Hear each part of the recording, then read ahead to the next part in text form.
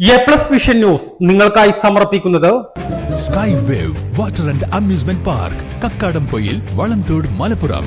വഴിക്കടവ് ഗ്രാമപഞ്ചായത്ത് മുൻ UDF ഭരണസമിതി ടെൻഡർ ചെയ്ത 2.5 കോടിയുടെ വിവിധ വികസന പ്രവൃത്തികൾ പുതിയ UDF ഭരണസമിതി റദ്ദ് ചെയ്തു.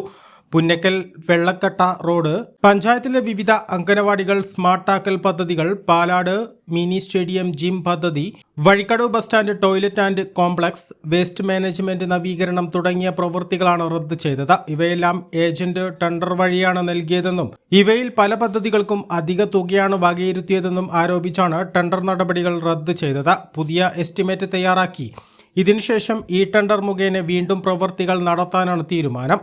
എന്നാൽ മുൻ UDF ഭരണസമിതി ടെൻഡർ ചെയ്ത പ്രവൃത്തി പുതിയ UDF ഭരണസമിതി റദ്ദ് ചെയ്തത് UDFിലെ ഗ്രൂപ്പ് പോരിന്റെ ഭാഗമാണെന്ന ആക്ഷേപം ഉയർന്നിട്ടുണ്ട്. മാർച്ച് മാസത്തിനുള്ളിൽ പൂർത്തിയാക്കേണ്ട പദ്ധതികളാണിവ.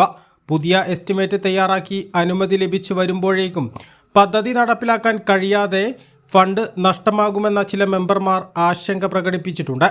നിയമസഭാ തെരഞ്ഞെടുപ്പ് അടുത്ത സാഹചര്യത്തിൽ തെരഞ്ഞെടുപ്പ് പെരുമാറ്റച്ചട്ടം നിലവിൽ വന്നാൽ പദ്ധതികൾ ഈ വർഷം നടപ്പാക്കാൻ കഴിയാതെ വരും. പദ്ധതികൾ റദ്ദ് ചെയ്തതോടെ ഗുണഭോക്താക്കൾ അമർഷത്തിലാണ്. പഞ്ചായത്ത് ഓഫീസ് മാർച്ചടക്കം നടത്താനുള്ള തയ്യാറെടുപ്പിലാണ് നാട്ടുകാർ.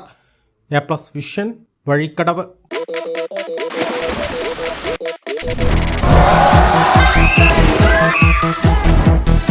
അതിരില്ലാത്ത ആഘോഷം, അളവില്ലാത്ത ആനന്ദം. Sky wave amusement park, Kakkadampoyil, Malappuram.